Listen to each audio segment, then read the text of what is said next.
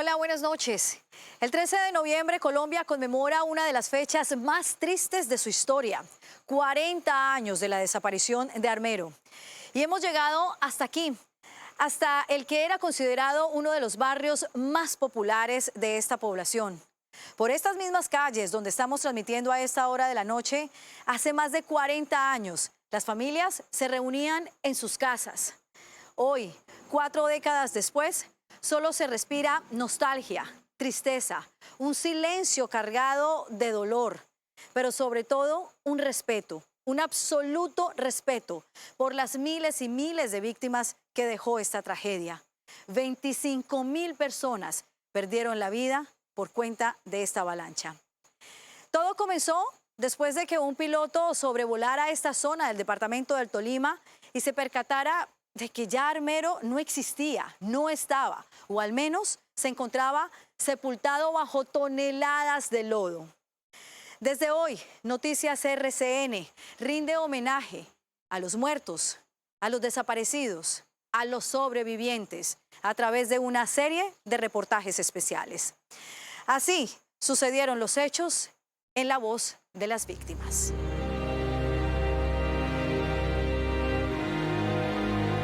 El volcán empezó a presentar indicios de cambios, como desde finales del año 1984. Los que creían y decían, sí, es que yo he visto el volcán siempre muy blanquito y ahora está amarillo, de azufre. Ese 13 de noviembre fue un día normal. La gente que lo conocía desde antes decía, hay nuevas fumarolas, ahora la nieve se tiñe de amarillo. Pero nunca pensando en una posible avalancha, y menos que el pueblo se iba a acabar. Como a las 2:30, 3 de la tarde empezó a caer ceniza. Hubo una erupción como a las 3:10 de la tarde. Entonces lo que llegó a Armero fue una 4 veces más grande del volumen inicial del lagar. Ella se asusta y en medio del susto lo que nos despierta y nos dice, nos vamos, aquí va a pasar algo. Estaban en las noticias de la toma de Palacio de Justicia que había sido quemado. Estaba oyendo un partido que estaba de Santa Fe, como que era con Millonario. Llegó la noche y todo, y uno piensa y espere que el locutor hablaba y decía que estuviéramos pendientes, que estuviéramos tranquilos. Pasadas las 11 de la noche, ella casi acaba la puerta golpeando que nos levantáramos, mi hermano y yo. Era las 11:15 cuando venía el golpe tan perfecto que se lo iba presente.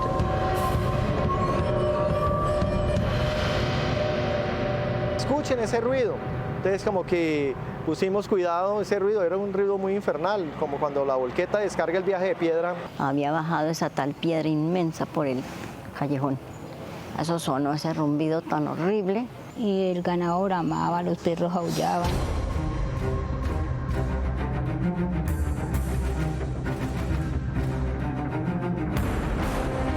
Vecinos, salgan que se está acabando Armero. Cuando miré, era que ya venía la avalancha de un tamaño como de 6 metros. La piedra grande que se vino de por allá taponó la vía donde nosotros estábamos y se vino toda para el lado de Armero. Que él viene directo, pero da esta curva. Es cuando viene con la avalancha, pasa de largo. Y coge a mi hermano de la mano izquierda y a mí de la mano derecha y arrancamos a correr en esta dirección.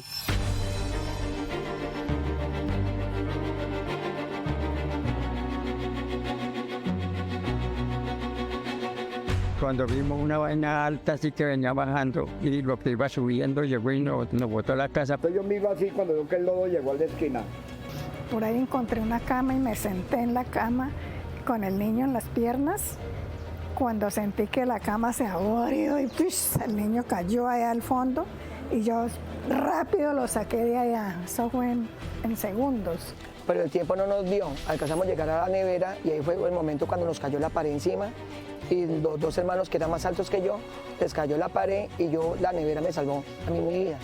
y ahí nos abrazamos a los árboles y el lodo nos iba subiendo el cuerpo hasta que nos llegó acá al cuello y afortunadamente no siguió aumentando el nivel del lodo. Yo quedé junto pegado con mi marido. Entonces él fue cuando dijo, no mami, es que vamos a morir. ¿Carro o algo? No, el carro tampoco. El agua empieza a subir y pues ya la avalancha nos corre desde esta línea hacia allá por ahí como unos 200 metros más o menos. Papá me dijo, cierre la puerta. Yo fui a cerrar la puerta, alcancé a hacer así.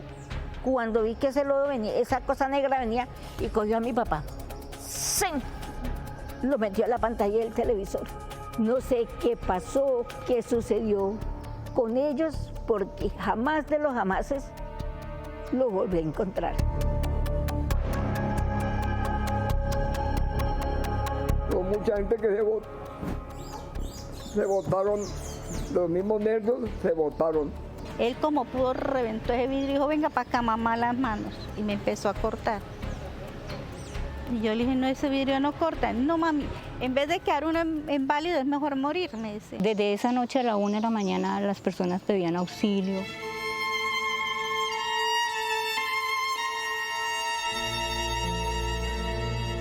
Estoy enterrado hasta arriba de mi abdomen.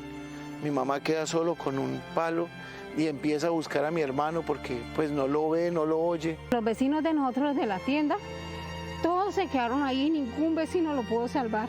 Lloviendo casi todo el resto de noche.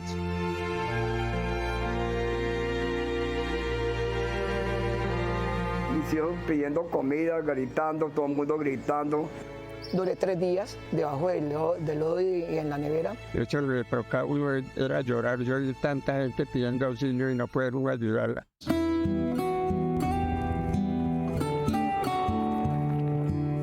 Ya cuando empezó a amanecer, ella siente que debajo de sus pies algo se movía y como que la tocaba. Y ella ha vivido toda su vida con ese dolor de sentir que lo que estaba debajo de los pies era mi hermano.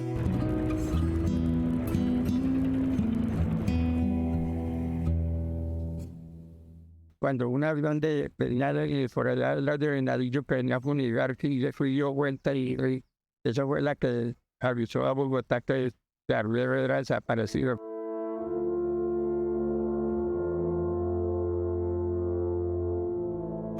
Ya claro, ya vimos el llano. Ya estaba el llano sin nada. Y uno pregunta, ¿y dónde está Armero? Dice, no, Armero es eso. Estaba borrado del mapa. Mire, yo vengo del sitio de tragedia de Armero. Armero está arrasada por el lodo. Cuando vemos la casa acabada, todo.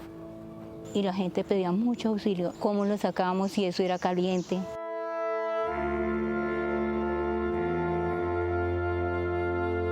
Eran como las 11 de la mañana, ya empezó ya se estaba muriendo, ya empezó a irse la respiración. Muchos niños se perdían, los montaban en el avión, nunca aparecieron. Hay madres aquí en Guayar que no saben dónde están sus hijos. Nadie se imaginaba la magnitud de esa tragedia, ¿no? De esa avalancha.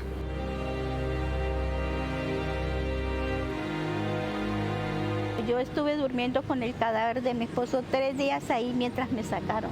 Tuvimos casi 7 horas para evacuar Armero.